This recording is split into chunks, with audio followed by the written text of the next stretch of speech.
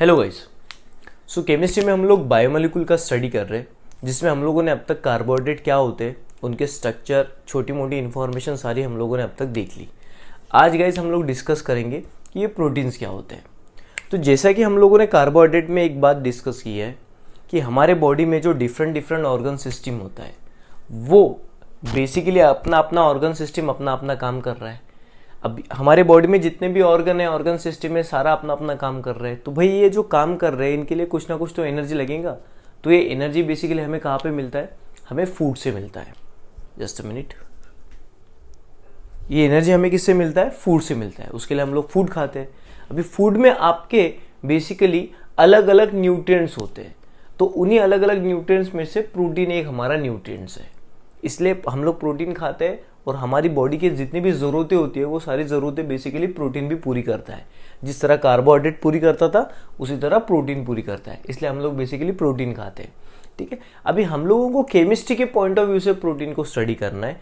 Protein का structure क्या होगा, प्रोटीन के अंदर कौन से केमिकल कंपाउंड्स होते हैं, ये हमको जानना है।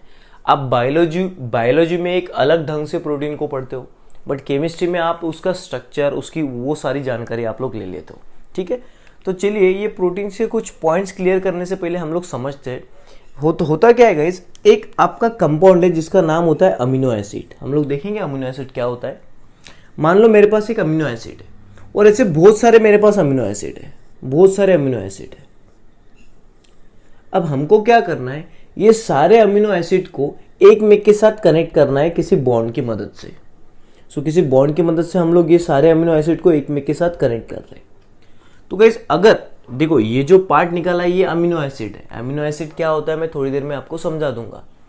तो मान लो आपके सामने बहुत सारे अमीनो एसिड है, बहुत सारे अमीनो एसिड है, और इन सारे अमीनो एसिड को आपने एक दूसरे के साथ कनेक्ट कर लिया with the help of some particular linkage, some particular bond. तो अगर ये सारे अमीनो एसिड एक में के साथ कनेक्ट हो जाएंगे तो एक बड़ा सा मॉलिक्यूल मिल जाएगा आपको, और इस बड़े से मॉलिक्यूल को ही हम लोग बोलते हैं प्रोटीन। मतलब प्रोटीन के अंदर अगर आप झांक के देखोगे प्रोटीन के अंदर, तो एक अमीनो एसिड दूसरे अमीनो एसिड के साथ कनेक्टेड है, दूसरा तीसरे के साथ कनेक्ट है, तीसरा चौथे के साथ कनेक्ट है। ऐसा बहुत बड़ा आपको लिंकेज मिलेगा, बहुत बड़ा नेटवर्क मिलेगा। तो प्रोटीन एक बहुत बड़ा मॉलिक्यूल होता है, उसमें बहुत सारा अमीनो एसिड होता है, इसलिए वो दिखने में थोड़ा कॉम्प्लेक्स स्ट्रक्चर जैसा दिखता है। ठीक है। उसके बाद अगर गाइज आप इस अमीनो एसिड के अंदर देखोगे तो आपको नाइट्रोजन मिलेंगे। इसलिए हम लोग ये भी बोलते हैं कि प्रोटीन में नाइट्रोजन बहुत ज़्यादा प्रेजेंट है। तो कोई कोई इसको कॉम्प्लेक्स कंपाउंड बोलता है, कोई साथ ही में ये भी वर्ड ऐड कर देता है कि भाई ये नाइट्रोजीनियस कंपाउंड है। क्यों? क्योंकि इसमें नाइट्रोजन प्रेजेंट है और ये नेचुरली ऑकरिंग होते हैं, इसलिए कोई इसको नेचुरली ऑकरिंग कंपाउंड भी बोलता है। और ये ऑर्गेनिक भी होते हैं। क्यों? क्योंकि इसमें कार्बन और हाइड्रोजन प्रेजेंट होते हैं। याद है ना, ऑर्गेनिक कंपाउंड किसको बोलते हैं? ऐसा कंपाउंड वो या तो हाइड्रोकार्बन हो या तो हाइड्रोकार्बन से बना हो, उस कंपाउंड को हम लोग ऑर्गेनिक कंपाउंड बोलते हैं। तो अगर आपको इसमें हाइड्रोजन नहीं तो कार्बन दिखाई दे रहा है तो हम लोग इसको ऑर्गेनिक कंपाउंड भी बोल सकते हैं। तो प्रोटीन बेसिकली क्या होते हैं? एक नैसर्गिक मतलब नेचुरली ऑकरिंग सब्सटेंस होता है, जो कि दिखने में बड़ा कॉम्प्लेक्स होता है। उसमें नाइट्रोजन प्रेजेंट होते हैं, तो वो नाइट्रोजीनियस भी होता है, और ये बहुत बड़ा मॉलिक्यूल है। इसके अंदर बहुत सारे अमीनो एसिड है। इसके वजह से अगर आप पूरे प्रोटीन का वजन चेक करोगे तो उसका मॉलिक्यूलर वेट भी हमको ज़्यादा मिलेगा। तो हमारा पॉइंट क्या आ गया गाइस कि it is a naturally occurring substance होता है, ऑर्गेनिक होता है, नाइट्रोजीनियस होता है और कॉम्प्लेक्स भी होता है, और इसका मॉलिक्यूलर वेट भी कैसा होता है? ज़्यादा होता है। सेकेंड पॉइंट गाइस, अभी अगर आप ये मान लो ये आपके सामने ये पूरा प्रोटीन है। अब देखो, ये ठहरा आपका अमीनो एसिड, ये आपका अमीनो एसिड है, ये भी अमीनो एसिड है, ये सारे अमीनो एसिड है, ये सारे अमीनो एसिड। अभी ये सारे अमीनो एसिड एक दूसरे के साथ जो कनेक्ट हुए वो इस बॉन्ड की मदद से कनेक्ट हुए, ये बॉन्ड। अभी बेसिकली ये जो बॉन्ड है, इसको अगर हम लोग ठीक से स्ट्रक्चर निकाल के भी देखने वाले हैं पूरा, बेसिकली हम लोग प्रोटीन में जैसे आगे आगे जाएंगे, हम लोग और भी इसके अंदर चले जाएंगे। ठीक है। तब आपको एक बात समझ में आएंगी कि ये जो बॉन्ड है बेसिकली एक अमीनो एसिड दूसरे अमीनो एसिड के साथ कनेक्टेड है, तो इनके बीच में एक कॉमन चीज आपको दिखाई देंगी, CONH लिंकेज। अब ये क्या होता है, आप जब स्ट्रक्चर निकालोगे तब आपको समझ में आ जाएगा। हम लोग बस इतना यहाँ पे ध्यान में रखते हैं कि एक अमीनो एसिड दूसरे अमीनो एसिड के साथ कनेक्टेड है ये लिंकेज से। आपको सारे जगह ये वाला लिंकेज दिखेगा। मतलब किसी भी दो अमीनो एसिड के बीच में आपको ये वाला लिंकेज दिखाई देगा, इसलिए हम लोग वो पॉइंट डाल देते हैं कि it contain large number of CONH linkage, मतलब CONH लिंकेज बहुत सारे आपको दिखाई देंगे। ठीक है, तो चलो ये भी पॉइंट हो गया। नेक्स्ट पॉइंट, मान लो गाइज आपके पास कोई एक प्रोटीन है, अगर आप इसको हाइड्रोलाइज करते हो, इसका अगर आप हाइड्रोलिसिस करते हो, मतलब इसका अगर आप ब्रेक डाउन करते हो, तो मुझे बताओ, मान लो amino acid amino acid amino acid amino acid को कनेक्ट करके प्रोटीन बनाए, तो अगर आप प्रोटीन को तोड़ दोगे तो जाहिर सी बात है आपको क्या मिलेगा, अमीनो एसिड मिलेगा। बात समझ में आ रही है ना। तो अगर हम लोग अमीनो एसिड का हाइड्रोलिसिस करते तो हमको अगर आप प्रोटीन का हाइड्रोलिसिस करते हो तो आपको क्या मिलेगा गाइस, अमीनो एसिड मिलेगा। तो नेक्स्ट पॉइंट देखो क्या है कि on hydrolysis it gives large number of amino acid. अभी सर सामने अल्फा क्यों डाला, तो देखो अमीनो एसिड की भी अलग अलग कैटेगरी होते हैं, अमीनो एसिड की भी अलग अलग कैटेगरी होते हैं, उसमें से एक अल्फा अमीनो एसिड भी एक कैटेगरी होता है, वो भी हम लोग देखेंगे, अभी डिस्कस करेंगे। तो आप बस इतना याद में रखो कि जब भी हम लोग प्रोटीन का हाइड्रोलिसिस करते हैं तो हमको अमीनो एसिड मिलते हैं। ठीक, चलो ये भी पॉइंट क्लियर हो गया। अभी गाइज ये जो प्रोटीन नाम है, ये प्रोटीन नाम जिस साइंटिस्ट ने दिया, जिस केमिस्ट ने दिया, उनका नाम है गाइज मल्डर। सो मल्डर नाम के एक केमिस्ट थे, उन्होंने ये प्रोटीन का नाम दे दिया। बेसिकली ये जो प्रोटीन वर्ड है ये ग्रीक वर्ड मतलब प्राइम इंपॉर्टेंस से आया हुआ है। प्राइम इंपॉर्टेंस ये शब्द से बेसिकली प्रोटीन वर्ड आया है और वो काम किया था मल्डर साइंटिस्ट ने। ठीक है, नेक्स्ट पॉइंट गाइज, ये जो प्रोटीन होते हैं ये प्लांट में भी पाए जाते हैं और एनिमल में भी पाए जाते हैं। अभी जो बायोलॉजी के स्टूडेंट होंगे वो उनको ये बात तो पता ही होगी कि प्रोटीन कहाँ कहाँ अवेलेबल होते हैं, प्रोटीन के सोर्स कौन से होते हैं, बट हमें केमिस्ट्री के पॉइंट ऑफ व्यू से इसको बस जानना है। तो गाइस प्लांट में भी प्रोटीन होते हैं और एनिमल में भी प्रोटीन होते हैं, बट इंपॉर्टेंट बात ये है कि प्लांट अपने लिए लगने वाला प्रोटीन खुद बना सकता है, बट एनिमल को वो फिजिबिलिटी, वो फ्रीडम अवेलेबल नहीं है। मतलब मान लो कोई एक पेड़ पौधा है, उसको अगर किसी प्रोटीन की ज़रूरत पड़ रही है तो वो खुद प्रोटीन बना सकता है, बट अगर इंसान को, जो कि हम लोग एनिमल के कैटेगरी में आते हैं, अगर हमको प्रोटीन की ज़रूरत पड़ती है तो हम लोग हमारे प्रोटीन खुद बना नहीं सकते। मतलब हमारी बॉडी, मतलब जो भी एनिमल्स होते हैं वो प्रोटीन को सिंथेसाइज नहीं कर सकते। हम लोगों को प्रोटीन के लिए प्लांट के ऊपर ही डिपेंड रहना पड़ता है। आपको समझ में आ रहा है ना। तो अगर मेरे बॉडी को अगर प्रोटीन चाहिए तो मैं प्लांट के ऊपर डिपेंड रहूँगा, बाहर की चीज़ों के ऊपर डिपेंड रहूँगा। सो ये पॉइंट यहाँ पे हम लोगों ने क्लियर कर दिया कि प्लांट कैन सिंथेसाइज प्रोटीन, मतलब प्लांट, पेड़ पौधे प्रोटीन बना सकते हैं, बट ये जो एनिमल होते हैं दे कैनॉट एनिमल प्रोटीन नहीं बना सकते। तो इसीलिए हमको प्लांट के ऊपर डिपेंड रहना पड़ता है प्रोटीन के लिए। ठीक है, वैसे हम लोग प्लांट के ऊपर और भी बहुत सारे रीजन से डिपेंड होते हैं, बट हम लोग प्रोटीन के लिए भी प्लांट के ऊपर डिपेंड होते हैं। ठीक है, तो चलो ये छोटा मोटा इंट्रोडक्शन था कि भाई ये प्रोटीन्स होते क्या है। अभी हम लोग देखते हैं कि प्रोटीन बना किससे, अमीनो एसिड से। अभी हम लोग अमीनो एसिड की छोटी मोटी जानकारी लेते हैं। ठीक है, तो चलिए हम लोग स्टार्ट करते हैं। चलिए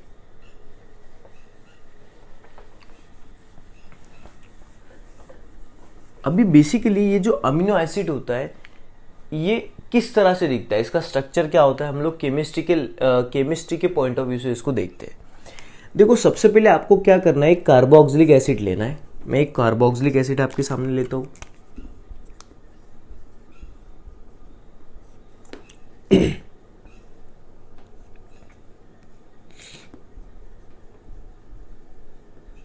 मान लो ये आपके सामने एक कार्बोक्सिलिक एसिड है जिसका नाम है एसिटिक एसिड। ये कौन है, एसिटिक एसिड। अब हमको क्या करना है गाइस, चाहे वो एसिटिक एसिड हो चाहे प्रोपियोनिक एसिड हो, कोई भी एक आपको कार्बोक्सिलिक एसिड लेना है। अभी हम लोग क्या करेंगे, हम लोगों को एक बात पता है, ये ठहरा आपका फंक्शनल ग्रुप COOH। इसको मैं हाईलाइट कर देता हूँ, COOH ये आपका फंक्शनल ग्रुप है। अभी हम लोग क्या बोलते हैं गाइस कि आपके फंक्शनल ग्रुप को जो लगने वाला पहला कार्बन है उस कार्बन को हम लोग अल्फा कार्बन बोलते हैं। तो मान लो ये हमारा हो गया अल्फा कार्बन, ये हो गया अल्फा कार्बन। ठीक है, अभी आपको क्या करना है, जो भी अल्फा कार्बन होगा उस अल्फा कार्बन को, मान लो ये हाइड्रोजन अटैच है, इस हाइड्रोजन को आपको निकालना है और इस हाइड्रोजन की जगह आपको डालना है NH2। क्या डालना है, NH2।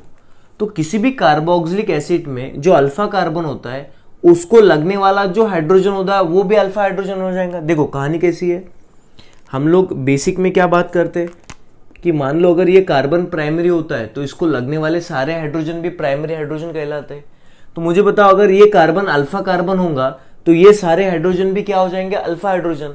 तो हमको क्या करना है, कोई भी कार्बोक्सिलिक एसिड अगर आपके सामने आता है तो उसमें से आपको अल्फा हाइड्रोजन एटम निकालना है, अल्फा हाइड्रोजन एटम। तो वैसे तो ये तीनों अल्फा हाइड्रोजन एटम है, ये अल्फा हाइड्रोजन एटम निकालने के बाद आपको उसकी जगह डालना है NH2 ग्रुप, अमाइन ग्रुप। ठीक है, तो NH2 ग्रुप डालना है। तो गाइस ये जो कंपाउंड आपके सामने आता है, इस कंपाउंड को हम लोग बोलते हैं अल्फा अमीनो एसिड। क्या बोलते हैं, अल्फा अमीनो एसिड। तो प्रोटीन के अंदर ये लोग पाए जाते हैं गाइस, अल्फा अमीनो एसिड। ठीक है, तो चलिए फिर अल्फा अमीनो एसिड को हम लोग क्या बोल देंगे कि भाई ये एसिड से बना है। और कैसे बना, आपने एसिड में से एक अल्फा हाइड्रोजन एटम निकाला और उसकी जगह अमीनो ग्रुप डाल दिया, तो जो कंपाउंड बना वो आपका हो गया अल्फा अमीनो एसिड। तो सबसे पहले हम लोग पॉइंट में ये बोल सकते हैं कि it is amino derivative of acid, it is amino derivative of, it is amino derivative of acid. और कैसे बनता है कि जब आप एसिड में से अल्फा हाइड्रोजन एटम निकालते हो और उसकी जगह अगर आप अमीनो ग्रुप डालते हो तो जब कंपाउंड बनता है वो कंपाउंड कहलाता है आपका अल्फा अमीनो एसिड। अभी हम लोग यहाँ पे दो एग्जांपल ले लेते हैं। मान लो ये जो अल्फा अमीनो एसिड है गाइस, इसको हम लोग ग्लाइसिन बोलते हैं। क्या बोलते हैं, ग्लाइसिन, या तो कोई कोई इसको एक और नाम देता है। अभी मुझे बताओ पहले ये क्या था, एसिडिक एसिड, उसके बाद में आपने हाइड्रोजन एटम निकाला और अमीनो ग्रुप डाला, तो इसको कोई कोई ये भी बोलता है alpha amino acetic acid. Alpha को हम लोगों ने अमीनो ग्रुप लगाया और किस कंपाउंड में, एसिडिक एसिड में, इसलिए इसको बोलते हैं अल्फा अमीनो एसिडिक एसिड। तो चलो ये हो गया आपका ग्लाइसिन। और एक अमीनो एसिड हम लोग लिखते हैं, मान लो आपके पास एक कंपाउंड है COOH bond C bond CH3 bond H bond H। मान लो ये प्रोपियोनिक एसिड है, मैंने कुछ इस तरह से निकाला propionic acid, CH3 bond CH2 bond COOH, ये होगा प्रोपियोनिक एसिड। तो आपको क्या करना है, इसमें से अगर ये अगर कार्बन आप देखोगे तो ये कार्बन हो गया अल्फा कार्बन। तो आपको क्या करना है, अल्फा कार्बन को जो लगने वाले हाइड्रोजन है उसको भी हम लोग अल्फा हाइड्रोजन बोलेंगे। तो ये अल्फा हाइड्रोजन आपको निकालना है और उसकी जगह आपको क्या डालना है, NH2 ग्रुप, NH2 ग्रुप। तो जो भी कंपाउंड बनेगा इसको हम लोग क्या बोलते हैं, अल्फा अमीनो एसिड। अभी मुझे बताओ ये भी अल्फा अमीनो एसिड है, बट इसका हम लोग स्पेसिफिक नाम क्या देंगे। देखो है तो ये भी अल्फा अमीनो एसिड, ये भी अल्फा अमीनो एसिड है, बट ये एसिडिक एसिड से बना है इसलिए अल्फा अमीनो एसिडिक एसिड। अब ये किससे बना, प्रोपियोनिक एसिड, इसलिए हम लोग इसको क्या बोलेंगे, अल्फा अमीनो प्रोपियोनिक एसिड। ठीक है, या तो इसको बेसिकली कमर्शियल लैंग्वेज में हम लोग एलिनिन बोलते हैं, एलिनिन बोलते हैं। ठीक है, तो बेसिकली ये दो हो गए आपके amino acid, alpha amino acid. ऐसे बहुत सारे अमीनो एसिड होते हैं गाइस। तो टोटल 20 प्रकार के अमीनो एसिड होते हैं। कितने, 20 प्रकार के अमीनो एसिड होते हैं। इसमें से हम लोगों ने बस अभी 2 ही लिख दिए ताकि आपको आइडिया आ जाए कि प्रोटीन के अंदर, प्रोटीन किससे बना है, तो प्रोटीन अमीनो एसिड से बना है। और अमीनो एसिड दिखने में कैसा होता है, ऐसा होता है। और ये बनता कैसे है कि कुछ नहीं, ये जो अमीनो एसिड है ये बेसिकली क्या है, amino derivative of carboxylic acid. मतलब कार्बोक्सिलिक एसिड से हमें कुछ निकालना है और उसके जगह अमीनो ग्रुप डालना है, तो हमें जो कंपाउंड मिलेगा वो मिल जाएगा हमको अमीनो एसिड। ठीक है, तो चलो हम लोगों ने अब तक थोड़ी थोड़ी कहानी देखी अमीनो एसिड की, बट हमको ये जो छोटे मोटे पॉइंट है ये क्लियर हो जाएंगे इस बात से। तो चलो आगे बढ़ते हैं। अभी ये जो अमीनो एसिड है इसी को हम लोग थोड़ा डिस्कस करते हैं। जैसे गाइस हमको देखना है classification of alpha amino acid. अभी अल्फा अमीनो एसिड मैंने बोल दिया कि आपको 20 प्रकार के अमीनो एसिड है, अल्फा अमीनो एसिड है, टोटल 20 प्रकार के। अब होता क्या है गाइस, हमारे बॉडी के हर अलग अलग पार्ट में अलग अलग प्रोटीन पाए जाते हैं। जैसे गाइस हमारी जो स्किन है, इस स्किन में 2 तरह के प्रोटीन प्रेजेंट है। कलर के लिए आप बेसिकली मेलानिन नाम करके एक प्रोटीन इस्तेमाल होता है, और हमारे स्किन पे जो हेयर आते हैं उन हेयर के लिए केराटिन नाम का प्रोटीन होता है।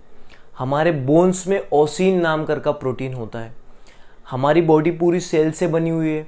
अब ये जो सेल है, इन सेल के बाहर जो सेल मेम्ब्रेन होता है उसमें भी प्रोटीन्स होता है।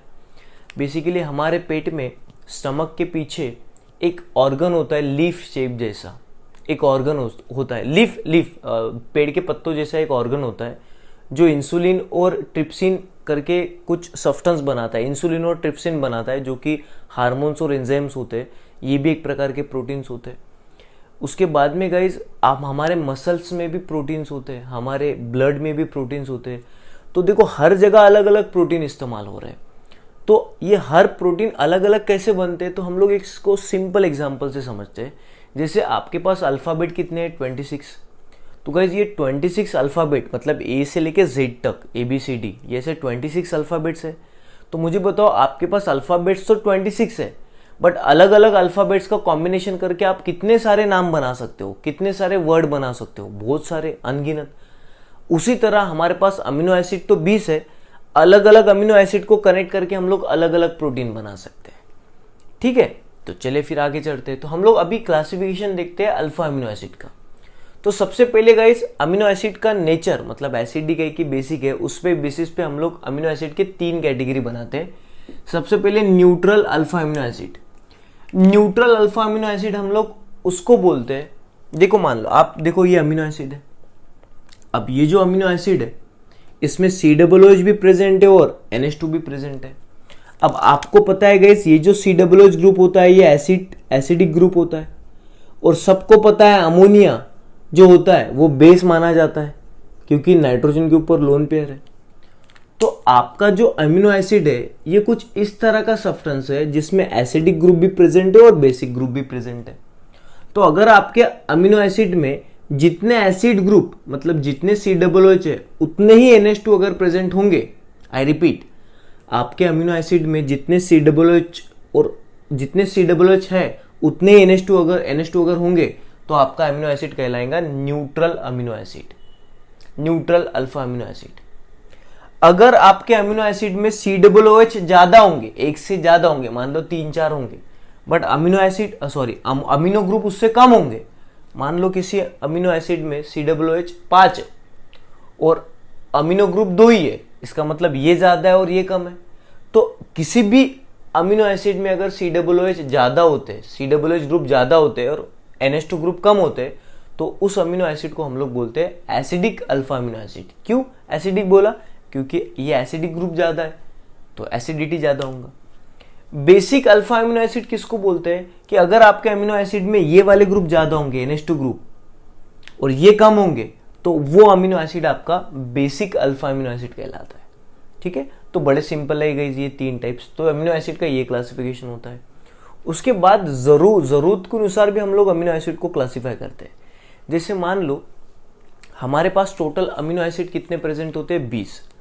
अभी इस 20 में से गाइस, हाँ 20 में से, इस 20 में से अगर आप कुछ अमीनो एसिड देखोगे तो ये हमारी बॉडी सिंथेसाइज कर सकती है, बट कुछ अमीनो एसिड हमारी बॉडी बना नहीं सकती, सिंथेसाइज नहीं कर सकती। तो सुन लो बात, आई रिपीट वंस अगेन, कि हमारे पूरे नेचर में, यूनिवर्स में टोटल 20 अमीनो एसिड प्रेजेंट है।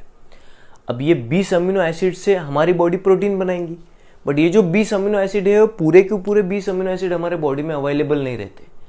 उन 20 अमीनो एसिड में से कुछ अमीनो एसिड हमारी बॉडी बना सकती है, बट कुछ अमीनो एसिड हमारी बॉडी नहीं बना सकती। तो मुझे बताओ वो अमीनो एसिड जो हमारी बॉडी नहीं बना सकती, उसके लिए तो हमें बाहर के अमीनो एसिड, बाहर की मतलब जो भी प्लांट्स, एनिमल्स, जो भी कुछ भी होता है उनके ऊपर डिपेंड रहना पड़ेगा। मान के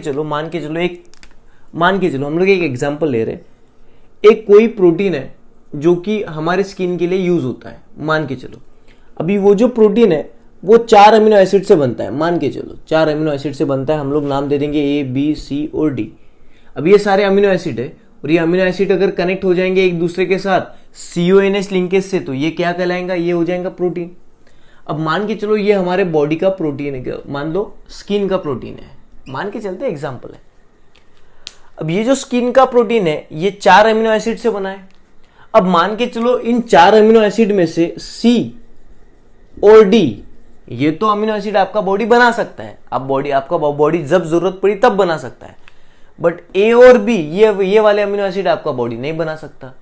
तो इसका मतलब अगर आपको ये स्किन का प्रोटीन बनाना होगा तो आपको इन चारों की जरूरत होगी। अब 2 तो आपके बॉडी में ऑलरेडी अवेलेबल है, या तो आपकी बॉडी बना सकती है, बट बाकी के 2 के लिए तो आपको बाहर किसी ना किसी के ऊपर डिपेंड रहना पड़ेगा।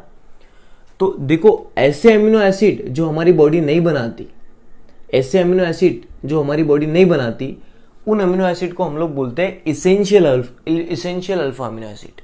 मतलब जो अल्फा अमीनो एसिड हमारी बॉडी बना नहीं सकती, हमको बाहर पे डिपेंड रहना पड़ता है, तो वो इसेंशियल है, वो जरूरतमंद अमीनो एसिड है। क्योंकि ये तो हमारे पास के तो कभी भी बना सकते हैं, तो ये जरूरत नहीं है, कभी भी बना सकते हैं। बट ये जो हमारी बॉडी नहीं बना सकती, ये जरूरत होते हैं, ये इंपॉर्टेंट होते हैं। तो इसके बेसिस पे हम लोग अमीनो एसिड के और दो कैटेगरी गिरा देते हैं, इसेंशियल और नॉन इसेंशियल। जो अमीनो एसिड हमारी बॉडी बना सकती है वो नॉन इसेंशियल होते हैं, बट जो अमीनो एसिड हमारी बॉडी नहीं बना सकती, हमको बाहर पे डिपेंड रहना पड़ता है, तो होता है इसेंशियल अमीनो एसिड। ठीक है, तो ये कुछ क्लासिफिकेशन थे अमीनो एसिड के। अभी हम लोग देखते हैं गाइस डी फॉर्म और एल फॉर्म। अगर आप कार्बोहाइड्रेट अच्छी तरह से पढ़े होंगे तो उसमें हम लोगों ने देखा था डी फॉर्म और एल फॉर्म क्या होता है। तो इसी तरह हम लोग अमीनो एसिड में भी देखते हैं डी फॉर्म और एल फॉर्म।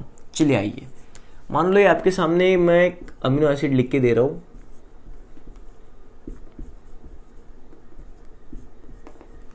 मान लो ये आपका अमीनो एसिड है जिसका नाम है ग्लाइसिन। अगर गाइस आप इसका मिरर इमेज लोगे तो इसका मिरर इमेज क्या आ जाएगा?